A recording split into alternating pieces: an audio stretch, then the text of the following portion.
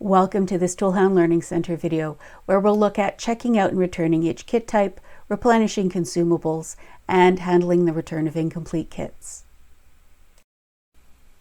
Serialized kits are the typical kit. They can contain all inventory types, and the contents are expected to go out and come back together. We'll issue a chainsaw kit to Alvaro.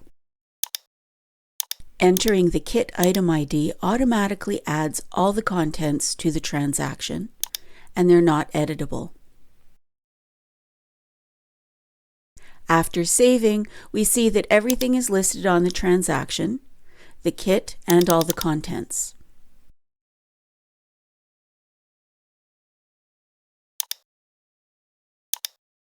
Looking at the kit, we see the kit is issued, and the consumable items are at 0, and the contents are not editable.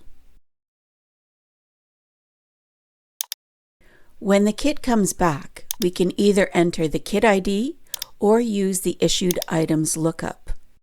See how the kit can be selected and it shows the contents expected to come back. No consumables are included. We select the kit and are prompted to indicate whether the kit is complete. We click Yes. All the contents are added to the transaction, again, not editable, and we save the transaction. If you can't visually confirm all items have come back, you're best off to say the kit is incomplete and return each individual item. We'll look at that later. Next, we'll restock the kit before putting it back on the shelf for the next issue. Viewing the kit, note the kit complete flag is not checked. We'll add the required quantity of earplugs and safety glasses into the kit and save. Now the kit is flagged as complete.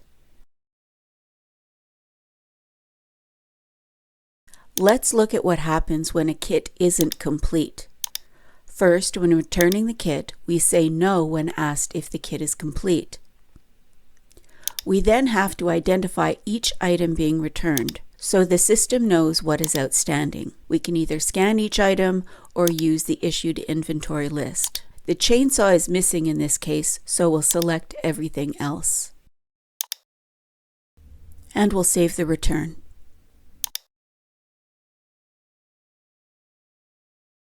Viewing the kit, we see the consumables and the chainsaw have a quantity of 0. The consumables need to be replenished, and the chainsaw could be swapped out for a different one so that the kit is ready to go out again. Dissolving serialized kits are still uniquely identified. However, the kit is used to group items together only until they're issued. The contents aren't expected to come back together. We'll issue a staging area kit to the Point Claire pier that was packaged in advance. Entering the kit item ID automatically adds all the contents to the transaction, and they're not editable.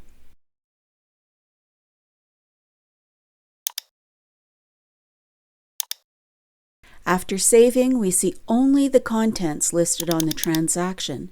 The kit itself is not issued. Looking at the kit, we see the kit is in stock and the kit contents tab is blank. It's ready to package up the next kit. The pump that was in the staging area kit is issued and no longer linked to the kit.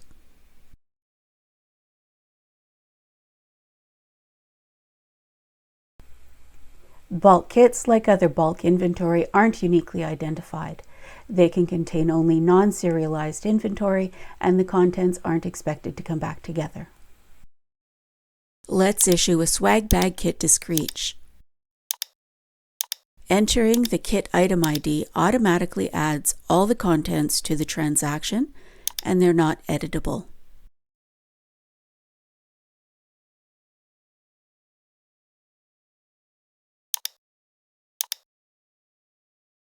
After saving, we see only the contents listed on the transaction.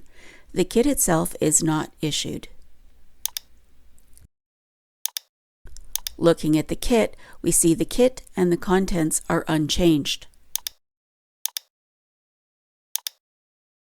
If we look at the multi-tool that was in the kit, we can see that there is one less in the in-kit column, and since it's listed as a consumable, the issued to date has been increased. Let's review what we've learned so far. The three types of kits are serialized, dissolving, and bulk, and each one behaves differently when it's issued and returned. For serialized kits, you must indicate whether the kit is complete when it's coming back. If not, or if in doubt, return each kit content item ID separately. Replenish consumables when the kits are returned so that they're ready to go for the next time. And kit contents can only be changed when the kit is in stock. So if you need to swap out contents, you need to return the kit first. Rental rates don't apply to kits as the contents are already on rate sheets, and that would cause double charges. Thanks for watching this video from the ToolHound Learning Center. For any questions, contact our support team. And remember, subscribe and hit the notification bell.